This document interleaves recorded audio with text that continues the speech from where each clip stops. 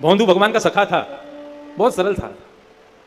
गौशाला में गैया चराता था, गायों की सेवा करता था। भोंदू, उसका नाम भोंदू नहीं था, नाम तो उसका कुछ और रहा होगा, लेकिन उतना सीधा था कि सब उसको भोंदू ही बोलते थे।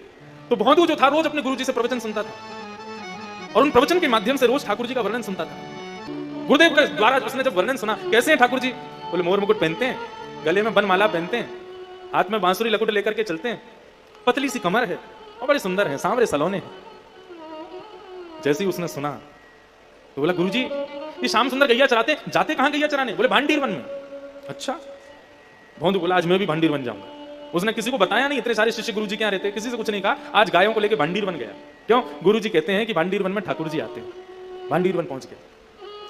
भांडीर वन में गाय चल रही थी, एक कदम वृक्ष के नीचे बैठ करके और चारों तरफ देख रहा है, कहीं से श्याम सुंदर आ रहे होंगे, कहीं से पतली सी कमर लेकर के कन्हैया आ रहे होंगे, अपनी गैया चराते आ रहे होंगे। उसकी इतनी सरलता, इतनी सहजता, उसकी इतनी निष्कपटता, उस पर ठाकुर जी रीझ गए।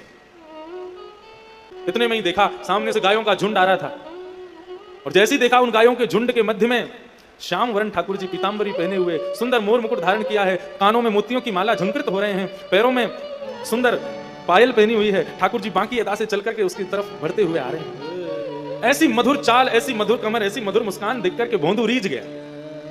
लाहा, ऐसे ही देखत रहूं तो जन्म सफल कर मान। इतनी सुंदर ठाकुर जी।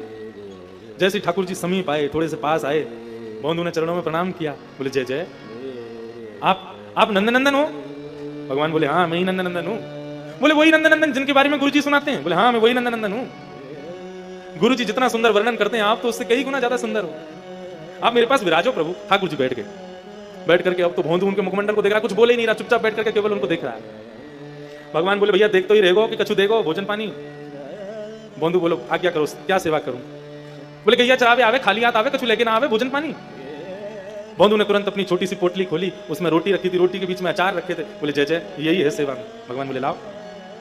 भोंदू ने पोटली खोली, ठाकुर जी ने तुरंत मोटी मोटी टिक्कर जैसी रोटियां उनको लिया और तोड़ करके अचार के साथ में रोटी पाने लगे। भोंदू उनकी मधुर मुस्कान देख रहा है, वो जैसे उस रोटी को तोड़ करके खा रहे हैं, उनके मधुर दंत के दर्शन हो जाते हैं, उसी पर निहाल हो रहा है भोंदू बैठा बैठा। दर्शन करते करते करते करते ठाकुर जी अपनी उंगलियां चाट रहे हैं। भोंदू बोले जय जय, और कछु लाऊं? बोले ना अब है, अब तू पाले। भोंदू बोला हाँ मैं लाऊं। जैसे देखे तो पोटली खाली, भगवान सब खा गए। बोले आपने कछु छोड़ा तो है ना? बोले अब ज्यादा खप गए हो, कल से काम करियो, ज्यादा से भोजन लियो, तू भी खाइयो मैं भी खाएंगे।